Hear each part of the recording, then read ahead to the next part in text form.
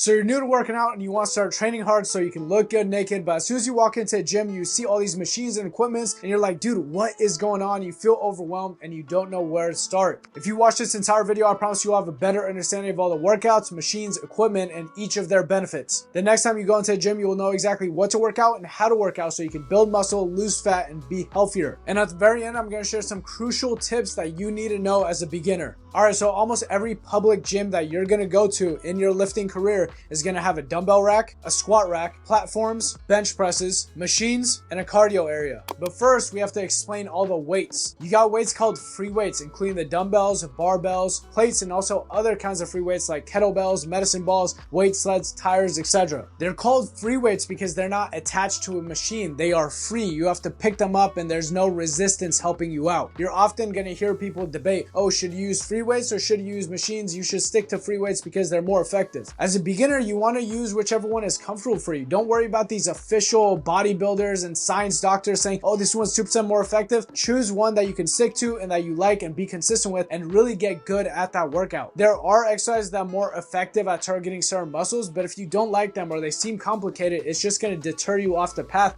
as a beginner. The one drawback about machines is that since it does help hold the weight for you, it's not going to be training your stabilizer and your accessory muscles as much. It's going to be training your main muscles, but not those little tiny muscles that we don't really see. And also, if you do the same exercise on a machine versus compared to free weights, you're going to get stronger doing the free weights because you're actually doing the lifting movement where the machine is doing a little bit of the work for you. Let's talk about dumbbells, baby. Exercises that use dumbbells are effective for training isolation movements and making sure your stronger side doesn't take over like you do with a barbell. These are dumbbells and you can do a variety of exercises with them, such as chest presses, bicep curls, shoulder presses, lunges, and more. Usually you grab two of the same weight and use them for an exercise, but sometimes you might just need one of them. Alright, now let's talk about barbells. Exercises that use barbells are really important if you want to increase your strength because typically you can move more weight when you're pushing against the same surface. The only two barbells that you need to know as a beginner are fixed bars and standard barbells. Usually you're going to see fixed straight bars and fixed easy bars on a rack next to dumbbells. There's not a big difference between them, just use whichever one has a more comfortable grip for you. And then with the standard barbells, these are the big barbells that you have to add weight onto, and they're going to usually be found next to a squat rack, platforms, and bench presses. Alright, let's talk about plates. You're going to see them in all colors, shapes, and sizes. The only time you're going to use these weights are for adding onto your barbell. They have a hole in the middle,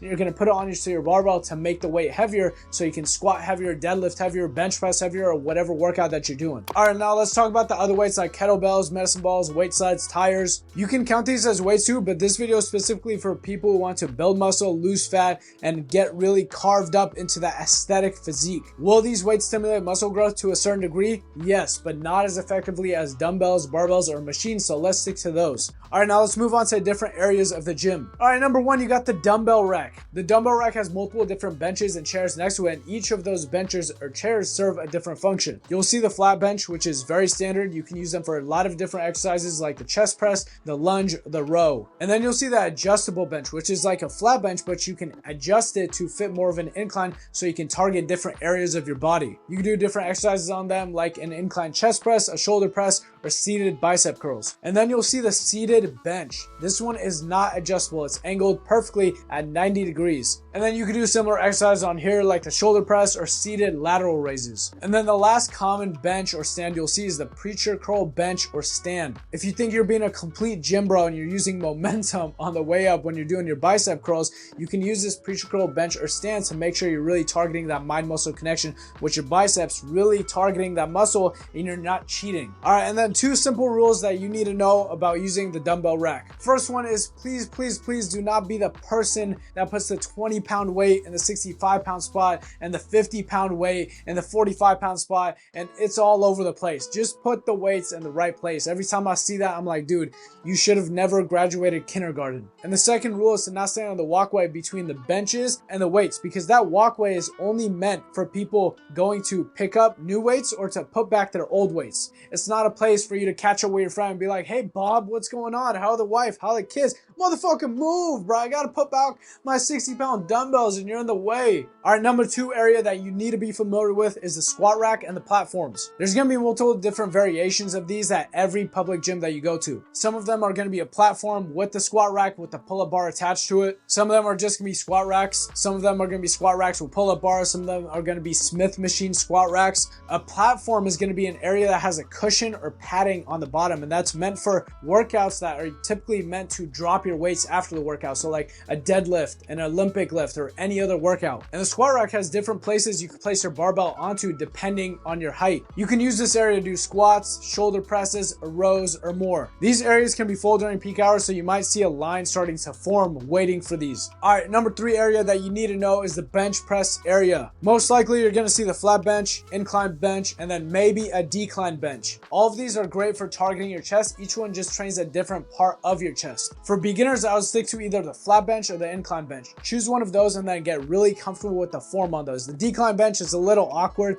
especially if you're new to a gym. All right, number 4 area that you need to be familiar with is the machines. All right, the first machine we're going to talk about is the Smith machine. Oftentimes you're going to hear the basic gym bro or the newbie make fun of you for this because his masculinity is tied to the fact that he uses free weights. So he's going to say, oh, you got to use a machine, bro. You're so weak, bro. Just use free weights. Smith machines have their place. If you're injured or feeling pain or just feeling like you're not feeling your muscle when you're doing a certain workout, you can use this machine to really hone in on that target muscle. This machine has a barbell attached to 2 steel rails that provide some resistance, so it's much easier for beginners if you're afraid of dropping the weight. The best part about this machine is you can actually do so many different exercises with them, like a deadlift, a squat, a bench, incline bench, decline bench, a row, a Romanian deadlift, calf raises, etc. And then you have all the other resistance training machines. This area might get a little bit confusing because this usually takes up a big area of the gym and you're like, dude, why are there so many machines for so many different body parts? Why is this so complicated? For every part of your body that you want to train with a free weight, there's a machine version of it out there. For example, here's a bicep curl with dumbbells, and then here's a bicep curl machine. Here's a bench press for your chest, and then here is a machine chest press. And these ones are super easy to get started because they usually have a picture of the workout right on the machine and it tells you which body part you're training. And then number 5 area that you need to know is the cardio area. Using the cardio area can be a great use of your time. Not only does it improve your heart health and your immune system, but it also improves your day-to-day energy, improves your sleep, helps you lose weight, helps you track calories, and you can have better sex. Yeah, I said it. Okay, but what cardio exercises should you do and what are each of their benefits? Well, first of all, you have the treadmill, which is very easy to use. It's great for beginners. You probably used it at least once in your life. If not, then who are you? And there's 2 simple ways to increase intensity on the treadmill: speed and incline. And then you have the ellipticals, aka the cross trainer. It is a full body workout that mimics running, cycling, and climbing all at the same time. That sounds intense, but it doesn't have to be intense when you're using this machine. If running is too hard on your legs and you want to do an upper body and lower body workout all at the same time,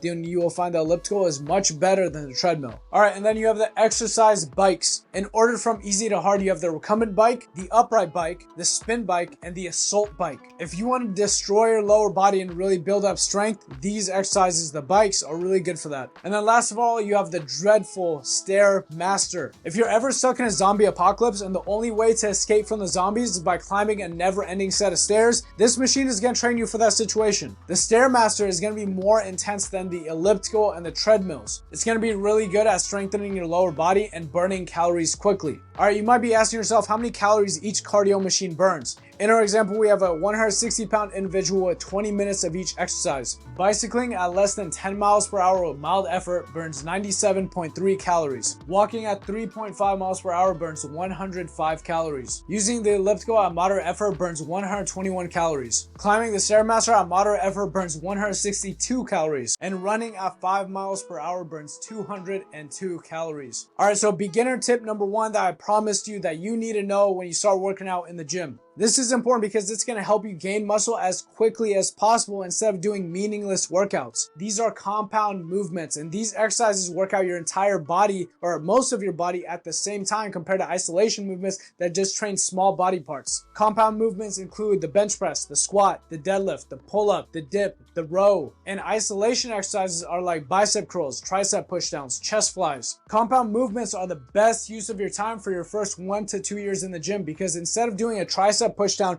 to target your triceps and a chest fly to target your chest and a front raise to target your shoulders, you could just do a bench press and train all those muscles at the same time. Isolation movements are cool because you see everyone else doing it at the gym and you're like, dude, I want big biceps. But trust me, the compound movements are way more than enough to stimulate muscle growth in your entire body. Stick to the compounds. All right, beginner tip number 2. This tip is the most important tip that I guarantee you're not doing right now. Form. Make sure you're lifting with amazing form. If your friend tells you his bench press is going up 5 to 10 pounds every time he touches the bar and his squat has been going up like crazy, he's most likely sacrificing his form to lift more weight, which is not good because you're gonna provoke injury risk. And at the same time, it doesn't count. I mean, if you lift 225 on the bench but you have terrible form and you used a bunch of momentum, it doesn't count, bro. You can't brag about that. I know it's very annoying to realize that you've been lifting with the wrong form and having to put back the weights and decrease the amount of weight that you're lifting and humble yourself and go back to the right weights and lift with better form, but trust me, it's going to be worth it in the long run. All right, beginner tip number 3. This tip is important because without this, you'll never know if you're actually getting stronger or not. You might be wasting years in the gym just going to the gym and not actually making muscle gain or getting stronger. I see a lot of beginners make this mistake in the gym, and a lot of people that have been going to the gym for the past year, they've been looking the same because they just jump from workout to workout. The barbell bench gets boring, let's do chest flies instead. That gets boring, let's start doing push-ups. That gets boring, let's start doing chest flies. And that's why tip number 3 for beginners is to keep the same workouts even if they get boring. Keep the barbell bench press as your main chest movement. If you do 3 to 4 sets of bench press 2 days per week, then log those sets and reps. How many sets did you do? How many reps did you do in each set? And how much weight did you lift? There's a free app that's literally just called Workout in the Apple App Store, and download it and you can track your workouts very easily. Over 1, 2, 3 months, you're going to start noticing that your form has gotten a lot better on the bench press. You're getting a lot stronger. You're getting more comfortable. You're adding on 5 pounds every 1 or 2 weeks, and you're becoming really comfortable with finding the mind muscle connection in your chest, whether it's the bench press or any other workout you go to. All right, so there you go. Ambitious Ali. I just gave you a gym tour of everything you need to know about the gym as a beginner. The machines, the equipments, the weights explained. And the beginner tips, do not forget, focus on the compound movements. Don't worry about the isolation movements and